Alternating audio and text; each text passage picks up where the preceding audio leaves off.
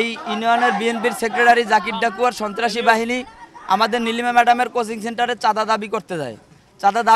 চাঁদা না দেওয়ার কারণে জাকির ডাকুয়া তার সন্ত্রাসী বাহিনীদের দ্বারা এই কোচিং সেন্টার ভাঙচুর করে এবং নীলিমা ম্যাডামকে মারধর করে এবং ছাত্রদের এবং শিক্ষকদের মারধর করে। আমরা চাই এই যে যারা সন্ত্রাসী বাহিনী এবং চাঁদাবাজের এই চরাদি ইউনিয়নের চাঁদাবাজির সিন্ডিকেটের মূল হোতা জাকির ডাকুয়ার গ্রেপ্তার এবং বহিষ্কার চাই। এবং সেই সাথে প্রশাসনকে আমি বলতে চাই ৭২ ঘন্টা অতিক্রম হওয়ার পরেও চাঁদাবাজি মামলার আসামি, শারীরিক লাঞ্ছিত মামলার আসামি, শ্লীলতা হানি মামলার আসামি অন্যতম আসামি জাকির ডাকুয়া সহ জাকির ডাকুয়ার গংরা কেন এখনো রাস্তাঘাটে বুক ফুলিয়ে ওপেনে ঘুরে বেড়ায়? মানে ম্যামের গায়ে আঘাত করেছে তার ছেলেরা, তার সৈন্যদলরা, তাই আমরা চাই যাতে তাকে গ্রেফতার করা হয়। ওই যে চাঁদা চায়, তারা চায় আমাদের এইটা মানে কোচিং সেন্টারটা বন্ধ হয়ে যাক, কিন্তু আমরা সেটা চাই না, কারণ আমাদের জ্ঞানের জন্য আমরা কোচিং সেন্টারে এসেছি, সেজন্য আমরা চাই কোচিং সেন্টারটা চলো। আমরা চাই জাকির ডাকুয়ার বহিষ্কার এবং তার সেনাসৈন্যদের গ্রেফতার, কারণ ওনারা খুব অত্যাচারী